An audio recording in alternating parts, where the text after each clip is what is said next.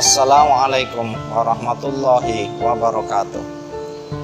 Rekan sekalian yang dimuliakan Allah, saat ini kita baru saja melewati ibadah puasa Ramadan 1441 Hijriah dan kita masih berada dalam suasana Idul Fitri.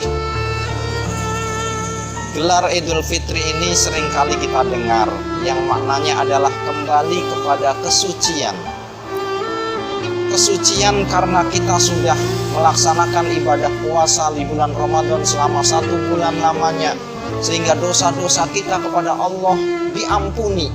Dan hal ini dinyatakan oleh Rasulullah SAW dalam sebuah sabdanya, "Man shoma Ramadana imanan wahtisaban ghufira lahu ma taqaddama min dzambihi." Barang siapa yang berpuasa Ramadan dengan keimanan dan keikhlasan karena Allah, maka seluruh dosa-dosanya yang telah lalu diampuni oleh Allah Subhanahu wa taala. Sehingga pantaslah di saat ini kita kembali kepada kesucian.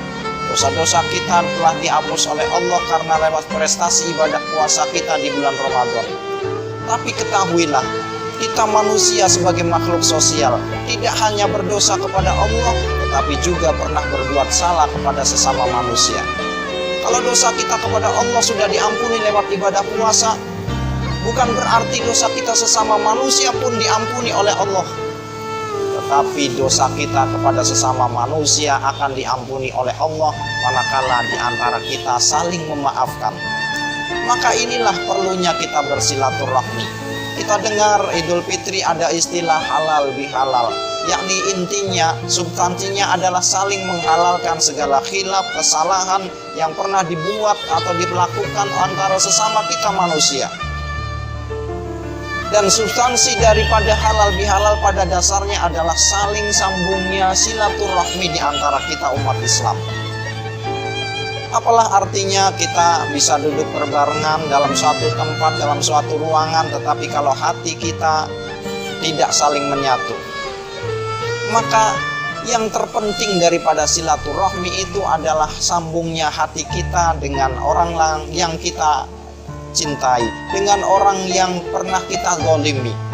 Sehingga dengan demikian maka akan terwujud sebuah silaturahmi yang hakiki, silaturahmi yang sesungguhnya.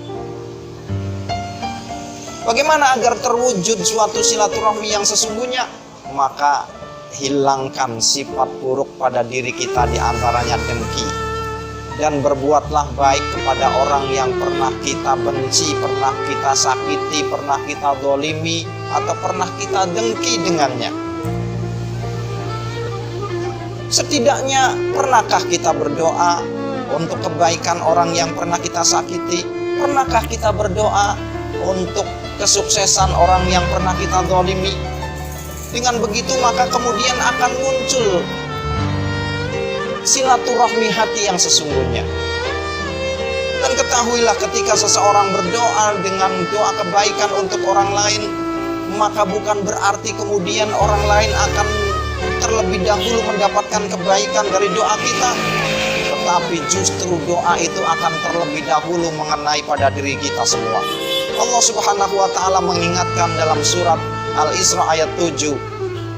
A'udzubillahi minasyaitonirrajim. In ahsantum li anfusikum wa in asya'tum falaha. Jika kalian semua berbuat kebaikan, maka kebaikan itu terlebih dahulu akan jatuh, akan mengena pada diri kita semua. Tetapi jikalau kita berbuat keburukan pada orang lain, maka keburukan itu pun akan terlebih dahulu mengena pada diri kita semua. Maka di hari raya Idul Fitri, momen Syawal ini, jadikan hati kita untuk senantiasa mencintai orang lain, membuang sifat jauh-jauh, sifat dengki, sifat kebencian dengan orang lain. Sehingga inilah makna silaturahmi yang sesungguhnya.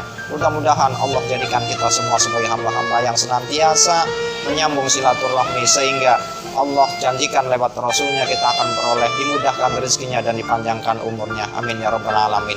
Terima kasih dan mohon maaf. Assalamualaikum warahmatullahi wabarakatuh.